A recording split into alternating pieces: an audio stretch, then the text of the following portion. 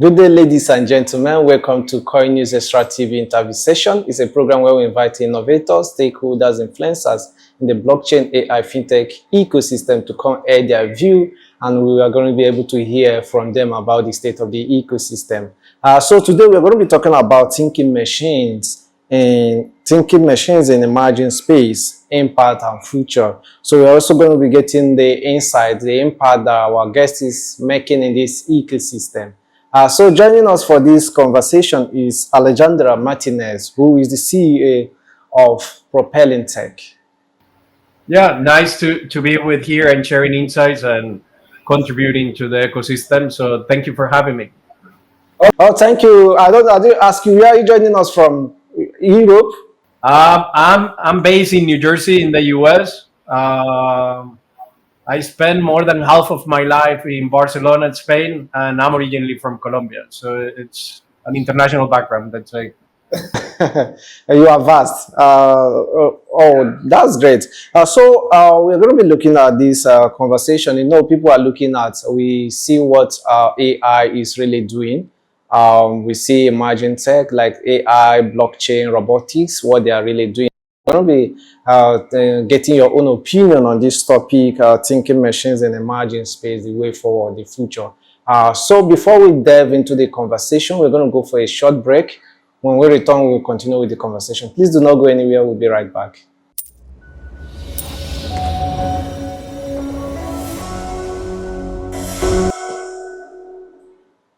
Welcome back. It's CoinNewsExtra TV. Let me get your background, Alejandra. Just a brief about you and your background. Yep. So on my side, I study engineering, and I'm more focused on between industrial and business engineering. Like I did a couple of degrees. I spent a lot of time at college. When I look back, I would say more than normal. I spent 9 years getting 4 degrees. So my background, it would be more on engineering, innovation, problem solving, and stuff like that. I started on the data AI 20 years ago in my previous company, and then going up from that. One of the pieces that I have found lately with all the advancements of AI and even technology in general, I call it the convergence of technologies. If we can call quantum, we can call blockchain, different technologies coming together, and that's where we were saying is the moment for us to create something new, and that's where we created Propelling Tech. We try to use technology to drive faster solutions. So by automating and guiding and doing things differently, we provide solutions in, 30% of the normal time that a company is doing. So yeah, I'm passionate about working with data, finding insights.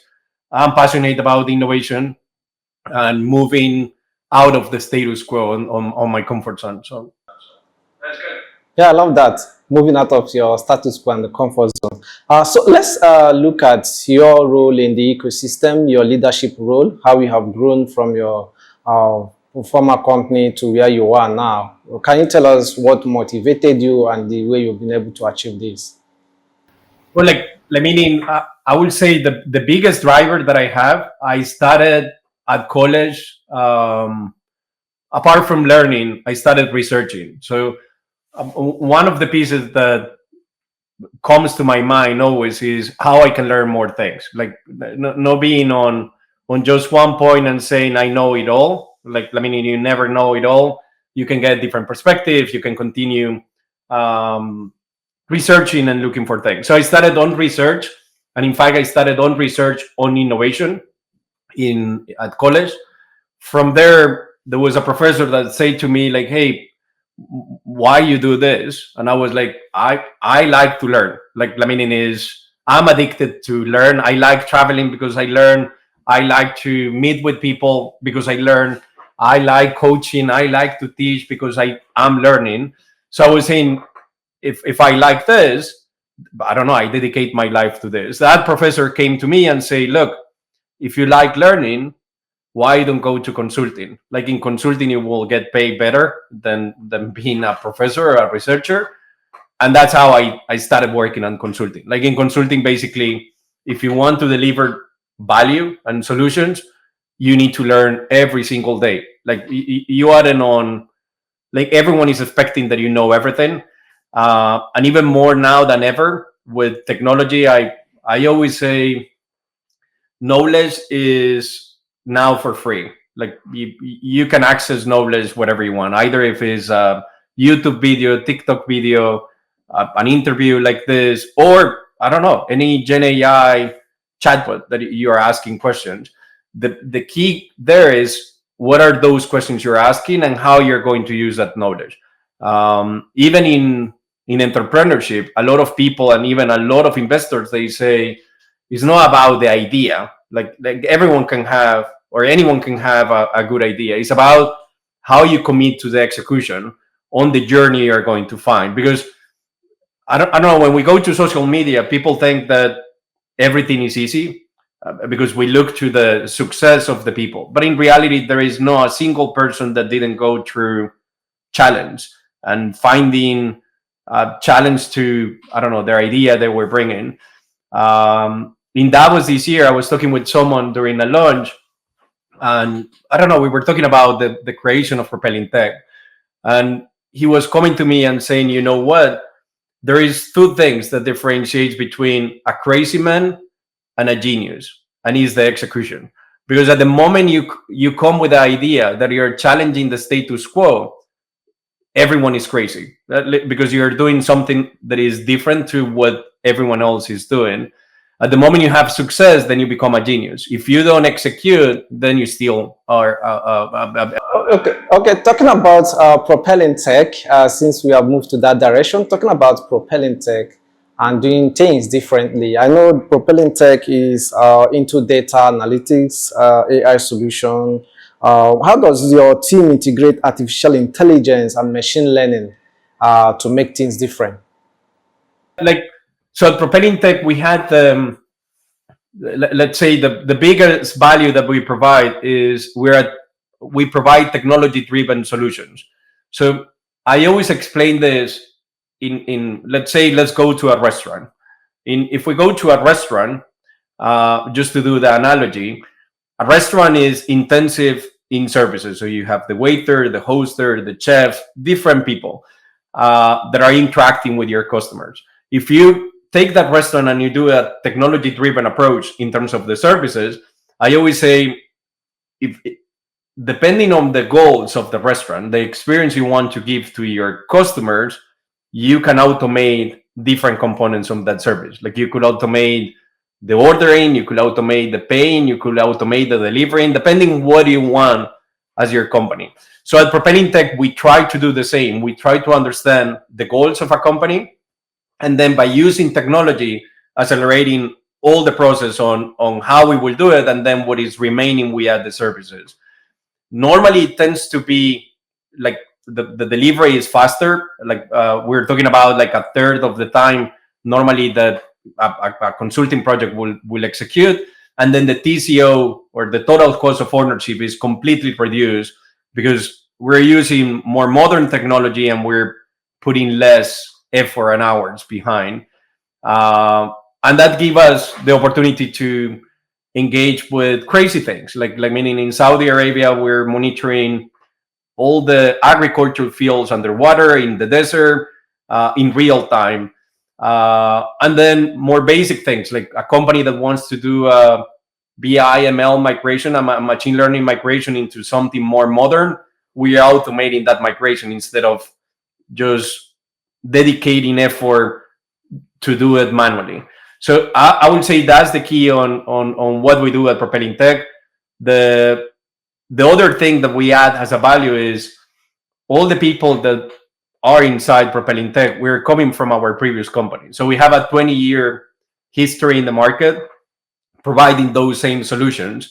And now we provide it in a faster way. I would say that's kind of the key. We started 1 year ago. We are getting a lot of traction from our customers, because at the end is everyone is expecting that with the improvements of AI, those things will get recognized on the services as well. As we were saying, knowledge is now for free.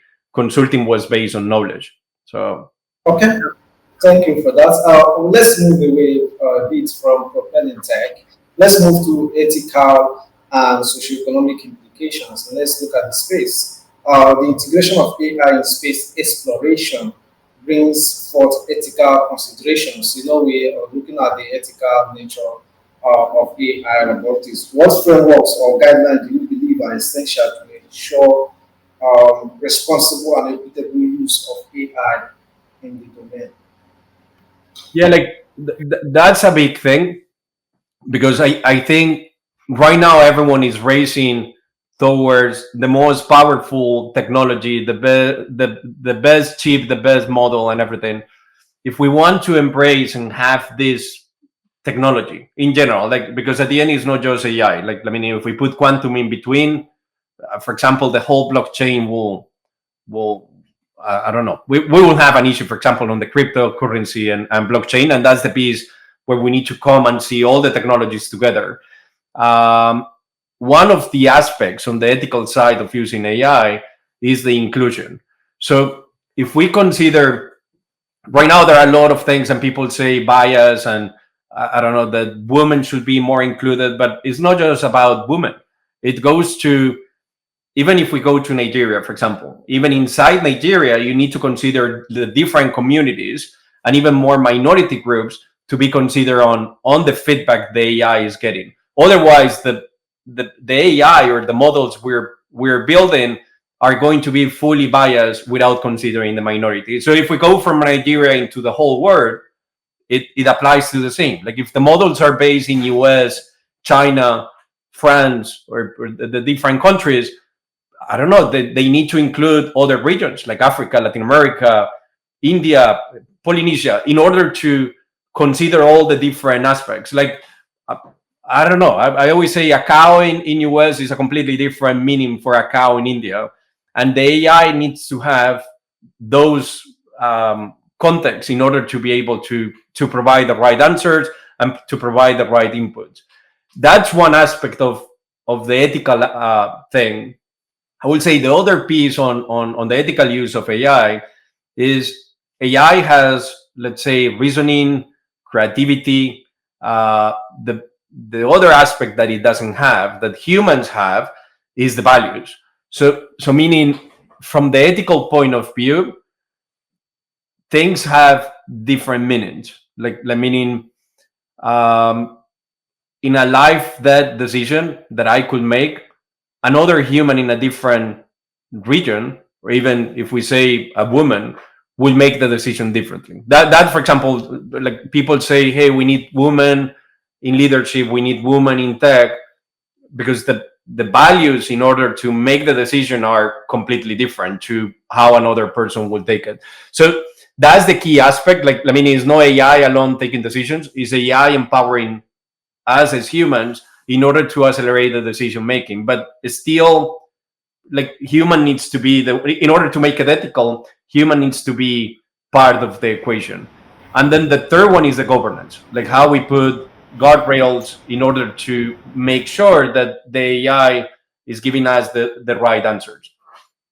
Thank you very much, because of our time. Let's look at your own personal contribution to the space as a member of Forbes Business Council. How do you advocate the advancement of AI in emerging sectors and the initiative that you have been spearheading to promote the adoption of AI? So, like meaning in terms of promoting and generating adoption, I think one of the biggest issue, and also is the biggest benefit right now, is the hype around AI. So I say 20 years ago, I started my career explaining my mom what I was doing. That was like rocket science explanation. Like, I mean, in saying I'm working with data AI, that was like, I don't know. I explain, and whatever you get, that's fine. Now everyone knows what is AI. And if we go to a newspaper, a magazine, everyone is having AI. That's a benefit because everyone is becoming aware of what is coming, but also is a barrier because it's creating a hype. So it's creating in the mind of someone what is AI and what are the fears. AI will take our jobs. AI will do this. So people get fears against the technology. I would say in every technology shift and any technology revolution, there are changes. And this happened, for example, on the Industrial Revolution. I normally do the analogy of using AI right now in a lot of use cases that we see is like using machines to feed animals in order to continue doing the agriculture. You can use the machine to replace an animal, but you can still use the animal for other things. So same with AI. Like, I mean, instead of replacing, is how you empower and you augment the things. So if we want to increase adoption, we need to be positive about what is the shift of technology. We need to educate all the different communities. It's not about the people who are working with technology. In this thing that we were saying before, if we take countries, communities, like, we need to make sure that everyone has access to AI and everyone has access to a computer, so that they have, I don't know, they get used to use AI, or they get used to use technology. But we need to educate, starting from kids. Sorry to cut you short because of our time. Yep. Let's see the final question I have here before we draw the curtain on today's episode of CoinNewsExtra TV interview session. One will be thinking, we are hearing AI, we are hearing robotics. Are they the same thing with thinking machine? We are talking about thinking machine. AI, robotics, are they the same thing with thinking machine? And what are the economic impacts that these emerging tech like AI and robotics are going to make, most especially in emerging sector? Yeah, like, if we take robotics, like, I mean, in this week, for example, on the NVIDIA summit, the CEO of NVIDIA, Jensen, was saying the biggest industry in the future will be robotics, because at the end, that's where you apply the whole AI and the whole algorithms. I always say, like, I mean, in AI, in the past used to be an industry itself. Like, I mean, I normally say I used to work on an industry. Now AI is all over. Like, this is like saying the internet. Like, you don't have people doing internet is all over in our communications, in our emails, in companies, e-commerce, everything. So on AI it happens the same, and I think robotics are the one that are going to get applied. And it doesn't need to be a droid or something that we imagine more from movies. It can be just small devices that are making small tasks and specialized tasks at robotics by using agents, or even, I don't know, like a small program that is running in that robot. And it can be, for example, what we were saying with the analogy with the restaurant, for cooking. You can have a robot that is cooking, or you can have a robot that is cutting the vegetables. But the idea, I always say, the creation, the decision making always needs to come from humans. And that's the piece where I see for the community, even in the whole region in Africa, there is a big opportunity to compete against the traditional companies, because everyone can create faster than before. Thank you very much. Does that mean that AI is the same thing as thinking machine? Sorry? AI, is it the same as thinking machine? I would say it is getting there, like, with the reasoning, and the models are becoming really accurate. The piece is, it doesn't have the common sense, and that's the most important thing. When you add common sense and the values of a decision, like, you're not making a decision based just on, like, if you are in a place, you're making decision on what you have as previous experience that is creating your common sense, and on the other side you have your values. So even if something is telling you don't do it, you need to do it. If for AI will go, no, it doesn't make any sense, it doesn't jump. And I don't know, for example, a simple example, I was having a conversation with a bank. They were saying, if I put you through our system, you won't be able to get a mortgage because you don't apply, you left your job 1 year ago, you created a new company. If I analyze you as a profile, then it will apply. But then I will need a human making the analysis and saying, yes, this person can have it. So I think in this AI automation, we are going also to have a what I call technology detox, and the human aspect on that flow of automation will make a lot of sense, because a lot of things will happen automatically, but humans are going to be key on that decision making. Okay, thank you very much. It has been really been an amazing conversation with you, Alejandro Martinez, CEO of Fintech. Thank you once again for joining us on the conversation. Thank you for having me.